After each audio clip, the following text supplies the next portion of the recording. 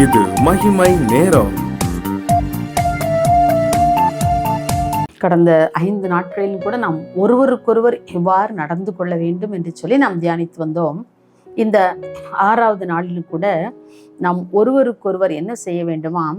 ஒருவருக்கொருவர் ஊழியம் செய்யுங்கள் என்று சொல்லி நாம் வாசிக்கின்றோம். கலாத்தியர் 5ஆம் அதிகாரம் 13ஆம் வசனத்திலே, சகோதரரே, நீங்கள் இந்த சுயாதீனத்தை நீங்கள் மாம்சத்திற்கு ஏதுவாக அனுசரியாமல் அன்பினாலே ஒருவருக்கொருவர் ஊழியம் செய்யுங்கள். அதனுடைய ஊழியம் செய்யக்கூடிய பேஸ், அதனுடைய அடிப்படை என்னது? அன்பினாலே ஒருவருக்கொருவர் ஊழியம் செய்யுங்கள் என்று சொல்லி கலாத்தியரிலே நாம் வாசிக்கின்றோம். அவர் இந்த அன்பினாலே ஊழியம் செய்கிறதை இயேசு நமக்கு மாதிரியாக வேதாகமத்திலே காண்பித்திருக்கிறார் இல்லையா?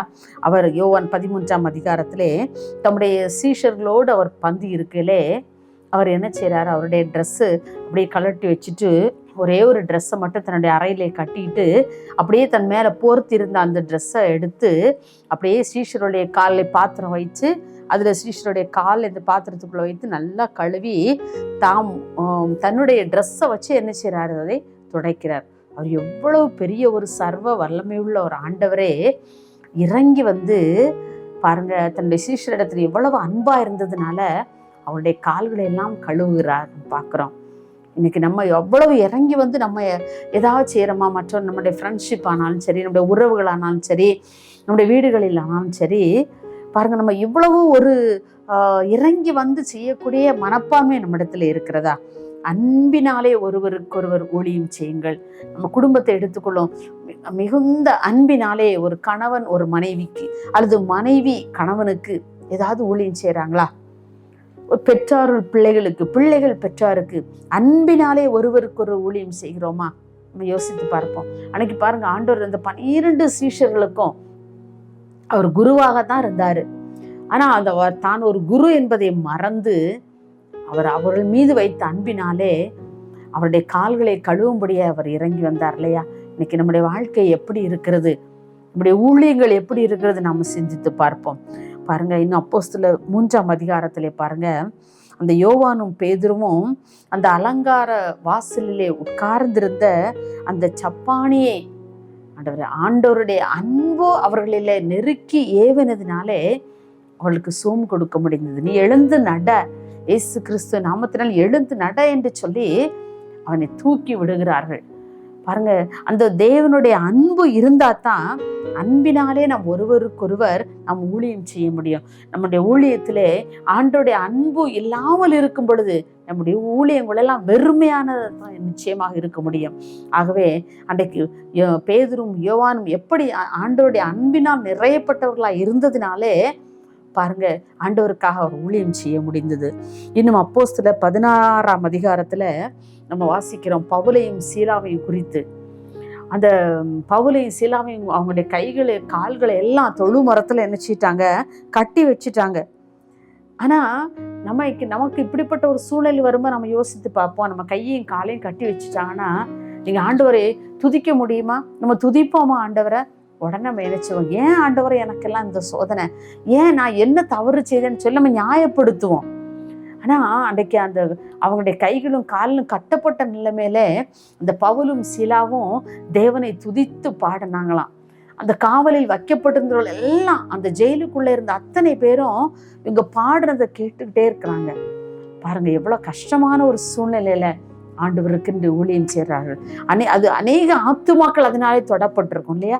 இந்த மனுஷங்களுக்கு இவ்வளவு ஒரு கட்டப்பட்ட சூழ்நிலையிலும் அவங்க எவ்வளவாய் ஆண்டவரை துதித்து பாடுகிறார்கள் என்று சொல்லி அநேக அந்த ஜெயிலில் இருக்கக்கூடிய அநேகர் அவங்கள குறித்து நினைத்திருக்கலாம்ல.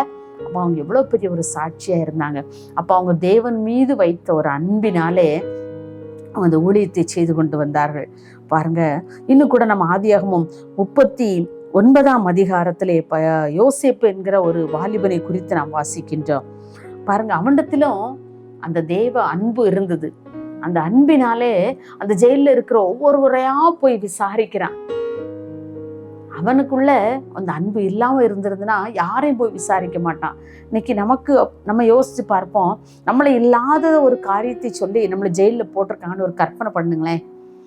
அப்போ நம்ம என்னை அழுது புலம்பி ஐயையோ நான் செய்யாத காரியத்துக்காக என்னை கொண்டு இந்த இடத்துல போட்டுக்காங்களே சொல்லி நம்மளே வருத்தி கொண்டே அந்த இடத்துல இருப்போம்ல. யாரையும் பார்க்க போக மாட்டோம். நான் எதுக்கு போகணும், நானே இப்படிப்பட்ட ஒரு சூழ்நிலை இருக்கேன்னு, நான் ஏன் மற்றவர்களுக்காக ஜெபிக்கணும், நான் ஏன் மற்றவர்களுக்காக உதவுறதுக்காக போகணும், எனக்கு இப்படிப்பட்ட ஒரு சூழ்நிலை, இப்படி நம்மளையே நம்ம யோசித்து கொண்டே இருப்போம். ஆனா ஐயோ, அந்த யோசேப்பின் இடத்துல அந்த தெய்வீக அன்பு இருந்ததுனாலே பாருங்க, ஜெயிலே போய் ஒவ்வொருவரையா விசாரிக்க போறான். ஏன் நம்மளே இவ்வளோ கஷ்டத்துல வந்திருக்கிறோமே, இல்லாதது சொல்லி ஒரு பொய் குற்றச்சாட்டினாலே நாம் இந்த சிறைச்சாலையில் அடைக்கப்பட்டிருக்கோமே, மற்றவங்களுக்கு நம்ம என்னத்தை போய் சொல்ல போறோம் அப்படிங்கிற எண்ணம் இடத்துல வரல. அவன் போய் ஒவ்வொருத்தரையா விசாரிக்கிறான். நீ ஏன்ப்பா ஜெயிலுக்கு வந்திருக்க, உன் காரியம் என்னன்னு சொல்லி அவங்களுக்கு அது ஒரு சொல்யூஷனை தேடி கொடுக்கிற ஒரு மகனாக அவன் இருந்திருக்கிறான். பாருங்க, அவனுடைய சிறந்த குணம் என்ன, தேவனுடைய அன்பு அவனுடைய உள்ளத்துல இருந்ததுனால அவனுடைய சகோதரரை கூட அவன் பழிக்கு பழி வாங்கவில்லை. இன்னைக்கு நாம அப்படி இருக்கிறோமா? என் சகோதரன் இப்படி செஞ்சுட்டான், என் சகோதரி இப்படி செஞ்சுட்டா, அதுக்கு நான் என்ன செய்வேன், பழிக்கு பழி வாங்குவேன். நான் இப்படி இருப்பேன், நான் இப்படி அவன் பேசினால நான் இப்படி பேசுறேன், அவன் எனக்கு இப்படி செஞ்சால நான் அவனுக்கு இப்படி செய்றேன், இப்படிப்பட்ட பழி வாங்குற எண்ணத்தோடு இன்றைக்கு நம்ம இருக்கிறோம். ஆனா அன்னைக்கு அந்த வாலிபன் யோசிப்பு பாருங்க, தன்னுடைய சகோதரனை கூட அவர்கள் எவ்வளவோ இவனை குழியில தூக்கி போட்டாங்க, இஸ்மாயில் இடத்துல விற்று போட்டாங்க, ஆனாலும் கூட அவர்களை பழி வாங்குகிற எண்ணம் அந்த யோசேப்பின் இடத்துல இருந்ததில்லை. அன்பினாலே ஒருவருக்கு அவங்களுக்கு தானியத்தை கொடுக்கிறான், எப்படியாவது தன்னுடைய குடும்பத்தை காப்பாற்றி விட வேண்டும் என்று சொல்லி நினைக்கிறான் இல்லையா? பாருங்க, தன்னுடைய சகோதரரை அடையாளம் கண்டு கொள்ளுகிறான். அவங்கள பழி வாங்கணும்னு சொல்லுங்கிற எண்ணமே அவனுக்கு இருந்ததில்லை. இன்னைக்கு நம்முடைய வாழ்க்கையில எப்படி இருக்கிறோம்? அன்பினாலே நாம் ஒருவருக்கொருவர் ஊழியம் செய்கிறோமா? அன்பினாலே ஒருவரை ஒருவர் தாங்குகிறோமா? நம்ம யோசித்து பார்ப்போம். நம்முடைய வாழ்க்கையில எத்தனையோ முறைகளிலே நாம் இதுல தவறி இருக்கிறோம்ல. நான் தவறி இருக்கிறேன், நாங்க தவறி இருக்கிறோம். நம்ம ஆண்டவரிடத்திலே மன்னிப்பு கேட்போம். ஆண்டவரே, நாங்கள் அன்பினாலே நாங்கள் ஒருவருக்கொருவர் ஊழியம் செய்கிற பிள்ளைகளாக நாங்கள் காணப்பட எனக்கு உதவி செய்யுங்க. ஏதோ காடுகளிலும் மலைகளிலும் அலைந்து திரிந்து ஆண்டவரை பற்றி சொல்லுகிறது தான் ஊழியம் என்று சொல்லி மாத்திரமல்ல, நாம் ஒருவருக்கொருவர் அன்பினாலே மற்றவர்களுடைய பாரத்தை நாம் சுமந்து, மற்றவர்களுடைய பாரத்தை நம்முடைய பாரமாக எண்ணி நாம் அது அவர்களுக்காக ஜெபிக்கும் பொழுது அந்த ஊழியங்களை கூட ஆண்டவர் அது பெரிய ஊழியமாக ஆண்டவர் எண்ணுகிறார். அன்பினாலே நாம் ஒருவர் பாரத்தை நாம் சுமந்து, ஒருவர் கஷ்டங்களை நம்முடைய கஷ்டங்களாக ஏற்றுக்கொண்டு, ஆண்டவரே இவர்களுக்காக நான் ஜெபிக்கிறேன் அப்பா என்று சொல்லி அவர்களுக்காக நாம் ஜெபிக்கிற ஜெபங்களை எல்லாம் ஆண்டவர் பார்த்து கொண்டே இருக்கின்றார். அன்பினாலே ஒருவருக்கொருவர் நாம் ஊழியம் செய்வோம்.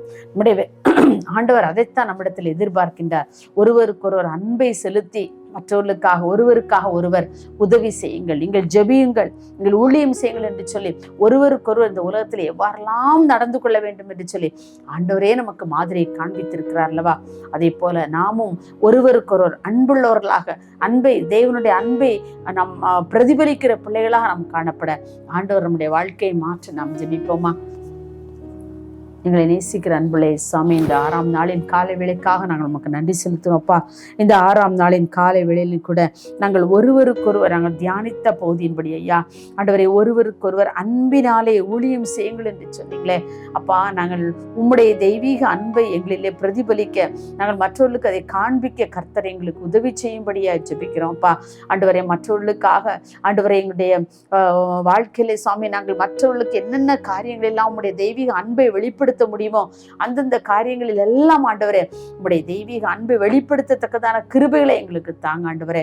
ஒருவரை ஒருவர் நாங்கள் ஜெபத்திலே தாங்கி மற்றவர்களுக்காக ஜெபிக்கக்கூடிய கிருபைகளை எங்களுக்கு தாங்க ஆண்டவரே. மற்றவர்களுக்கு ஊழியம் செய்யக்கூடிய கிருபைகளை எங்களுக்கு தாங்க ஆண்டவரே. எங்களிடத்துல எந்த ஆண்டவரே உயர்வுகளோ தாழ்வுகளோ ஆண்டவரே எந்த மனமேட்டிமைகளோ இராதபடி அன்பினாலே நாங்கள் ஒருவரை ஒருவர் தாங்கி ஊழியங்கள் செய்ய கர்த்தர்களுக்கு கிருபை கொடுக்கும்படியா ஜெபிக்கிறோம். அப்படியே செய்ய போற தயவிற்காக உடைய கிருபைக்காக உமக்கு நாம் நன்றி செலுத்துகிறோம். இயேசுவின் நாமத்திலே கேட்கிறோம் பிதாவே, ஆமென்.